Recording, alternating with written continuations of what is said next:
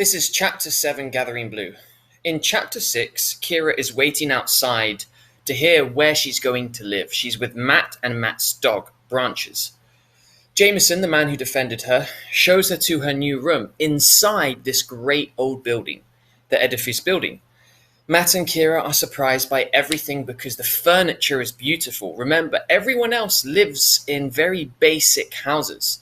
But inside this room, there's a bed that isn't on the floor. There are drawers. There's even a room with water that she can clean herself in. And down the hall is a younger boy as well who makes things as well. So at night, she's looking at the things that she has, and it remembers her of her mother. She holds her mother's pendant, which is like a necklace, goes around your neck, and holds it to her face. She also holds the cloth that's very important to her. She remembers the time she had a mother and she starts to feel alone. But at the same time, she's very happy because she is allowed to stay in the community. This is Chapter 7. An egg. That was a treat. In addition to the boiled egg, her breakfast tray contained more of the thick bread and a bowl of warm cereal swimming in cream. Kira yawned and ate. She's not used to this. A breakfast for her? Usually at waking when she gets up, and her mother had walked into the stream. Usually at waking, she and her mother had walked to the stream. Here, she supposed, the green tiled room took its place, so she has a room that has water in it. Normally, her and her mother walked down to the river. But Kira was nervous about the room. She had entered it the night before and turned the various gleaming handles. Some of the water was hot and startled her. It must be for cooking. Somewhere below, a fire had apparently been built. Somehow the cooking water had been hoisted here. But what was she supposed to do with it? There was no need for her to cook, Kira thought this morning as she had last night. Warm, prepared food had been brought to her. Mystified, confused still, Kira turned her attention this morning to the long, low tub. Jameson had suggested that she could wash Matt there. There was something that looked and smelled like soap. Leaning forward over the tub's rim, the top, she tried to wash, but the procedure was awkward and unnatural. It was easier in the stream. And she could wash her clothes in the stream and hang them on the bushes. Here in this small, windowless room, there was no place to dry anything. No breeze, wind, and no sun. So she's never seen a bathtub before. Remember, she's like the poorest of the poor. So she doesn't know what that is. She uses a river. A river's easier. It was interesting, Kira decided, that they had found a way for water to enter the building, but impractical and unsanitary, not clean. And there was no place to bury waste. When you poop. She wiped the cold water from her face and hands with the cloth she found in the tiled room and decided that she would return to the stream each day to attend to her needs properly, to wash and to go to the bathroom. She dressed quickly, laced her sandals, pulled the wooden comb through her long hair, grabbed her stick, and hurried through the empty corridor to leave her new home and go for a morning walk. But before she had gone very far, a door in the corridor opened. A boy she recognized emerged and spoke to her. "Kira the Threader," he said. "They told me you had come." "You're the carver," she said. "Jameson told me you were here." "Yes, I'm Thomas." He grinned, he smiled at her. He seemed about her age, not long into 2 syllables, and was a good-looking boy with clear skin and bright eyes. His hair was thick and reddish-brown. A chip in one front tooth showed when he smiled.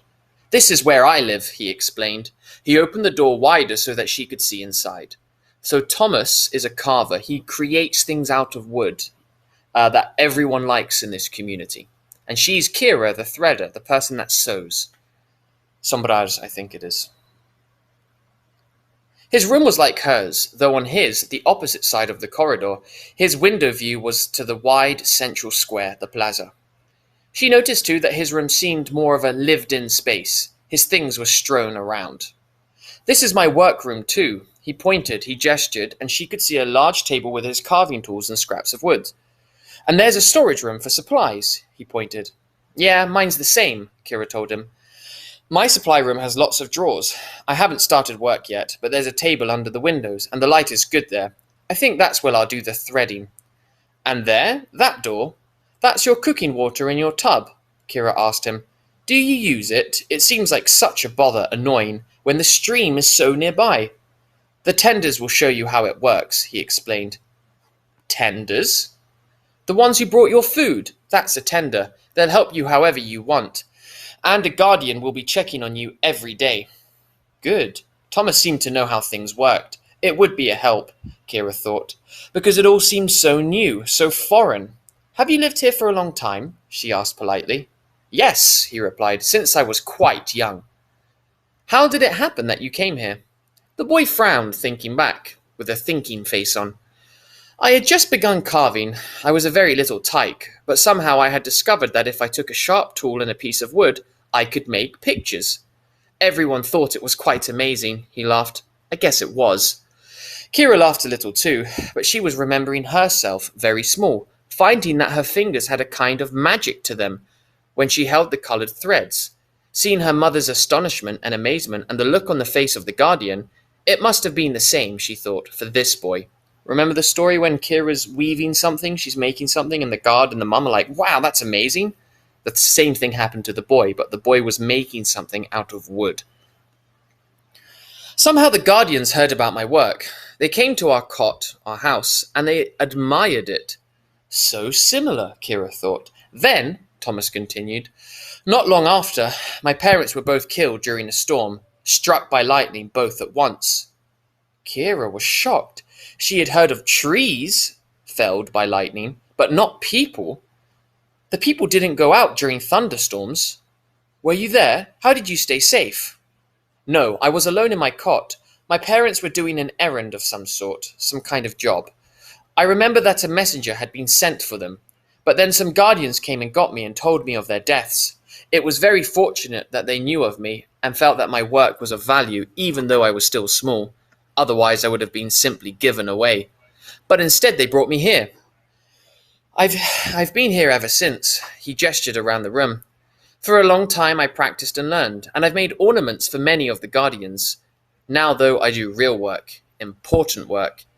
He pointed, and she could see that a long piece of wood was resting against the table, leaning in the same way that she leaned on her walking stick. But this stick was intricately decorated, and from the shavings on the table, she could tell that the boy had been working on it. They've given me wonderful tools, Thomas told her. Outside, the bell rang. Kira was disconcerted. Back in the cottage, the sound of the bell that meant it was time to go to work. Should I go back to my quarters, my room? She asked. I was going to walk to the stream. Thomas shrugged. It doesn't matter. You can do whatever you want. There are no real rules, only that you are required to do the work you were brought here for. They check on your work every day. I'm going out now to visit my mother's sister. She has a new tyke, a girl. Look, I'm making a toy. He reached into his pocket and showed Kira an intricately carved bird. It was hollow. He held it to his mouth and made it whistle. I made it yesterday, he explained. It took time from my regular work, but not much. It was easy to do. I'll be back for lunch, he added, because I have to do work this afternoon. Shall I bring my lunch tray to your quarters so that we can eat together? Kira agreed happily. And look, he said, here comes the tender who'll pick up the morning trays. She's very nice. You ask her. No, wait, I'll ask her. While Kira watched curiously, Thomas approached the tender and spoke briefly to her. She nodded.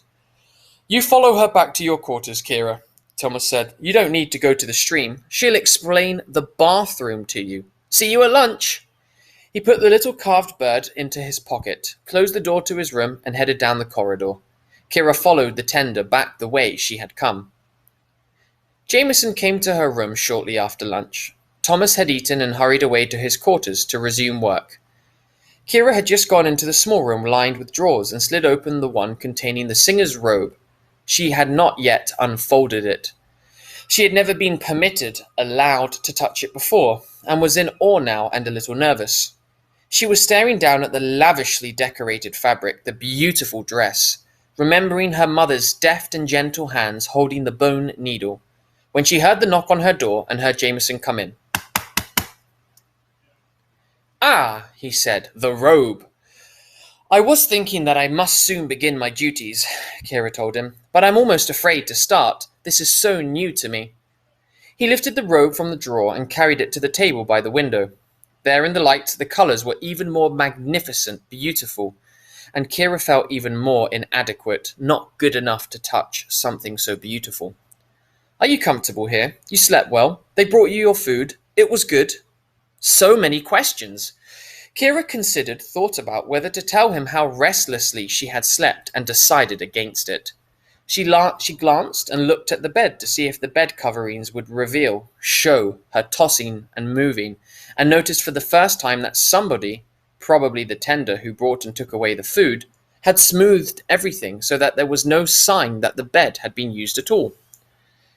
Yes, she told Jameson, thank you. And I met Thomas the Carverer. He ate his lunch with me. It was nice to have someone to talk to. And the attender explained things I needed to know. She added, I thought the hot water was for cooking. I never used hot water just for washing before. He wasn't paying attention to her embarrassed explanation about the bathroom and that she didn't really know how to use it. He was looking carefully at the robe, sliding his hand across the fabric. Your mother made minor repairs each year, but now it must all be restored. This is your job. Kira nodded. I understand, she said, though she didn't really. This is the entire story of our world. We must keep it intact and fixed and perfect. More than intact. She saw that his hand had moved and was stroking the wide, unadorned section of fabric, the section of the cloth that fell across the singer's shoulders.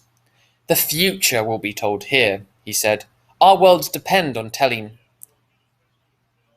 telling, which is the song. You know, there's a singer that wears this dress that sings a song every year about the history of this community. Your supplies, they are adequate? They're good enough? There is so much to be done here. Supplies? Kira remembered that she had brought a basket of her own threads. Looking now at the magnificent robe, she knew that her sparse collection, a few leftover coloured threads that her mother had allowed her to use for her own, was not good enough, adequate at all. Even if she had the skill, and she was not at all certain that she did, she could never restore the robe with what she had brought. She couldn't fix it with the things she has. Then she remembered the drawers that she had not yet opened. I haven't looked yet, she confessed. She went to the shallow drawers that he had pointed out to her yesterday. They were filled with rolled white threads in many different widths and textures. There were needles of all sizes and cutting tools laid neatly in a row. Kira's heart sank. She had hoped that perhaps the threads would already be dyed. The colours were already in the thread. Glancing back at the robe on the table, at its wide array of hues, she felt overwhelmed, like this is a big job for her. If only her mother's threads had been saved, but they were gone, all burned. She bit her lip and looked nervously at Jameson. They're not coloured, she murmured. You said your mother had been teaching you to dye, he reminded her, to give it colour. Kira nodded. She had implied that, but it had not been completely true. Her mother had planned to teach her. I still have much to learn, she confessed. I learn quickly, she added, hoping that it didn't sound vain. Jameson looked at her with a slight frown. I will send you to Annabella. Not Annabella from our school, obviously. He told her. She is far in the woods, but the path is safe, and she can finish the teaching that your mother started. The Ruins song is not until autumn start, October, he pointed out. That's still several months away. The singer won't need the robe until then. You'll have plenty of time. Kira nodded uncertainly. Jameson had been her defender. Now it seemed he was her advisor, giving her advice. Kira was grateful and happy for his help. Still, she sensed an edge, an urgency to his voice that had not been there before. So Jameson was the man that helped her stay and survive, and now he's kind of like making sure she's doing the right stuff. When he left her room, after pointing out a cord on the wall that she could pull if she needed anything, like a bell, Kira looked again at the robe displayed on the table. So many colours, so many shades of each colour. Despite his reassurance, autumn start was not that far away. Today, Kira decided, she would examine the robe and plan. Tomorrow, first thing, she would find Annabella and plead for help. So this is a simple chapter. Basically, Kira wakes up in her first morning, and there's breakfast for her, even an egg. Then she looks in the bathroom. She doesn't realize it's a bathroom. She sees all this water and she thinks it's for cooking or for cleaning herself somehow. She tries and she fails. Then she meets Thomas, the young boy who's the similar age, whose parents died, and they keep him in the castle. They keep him in his room, and he makes things out of wood. Then Jameson comes to her room after she learns how to use a bathroom, and he's kind of just talking to her how important her job is and that she needs to begin, because soon the singer will need to sing the song, and the singer wears the dress that Kira is trying to make nicer. Kira remembers that she doesn't know how to create colors, so that's something she will have to learn from a lady called Annabella in the woods. That's the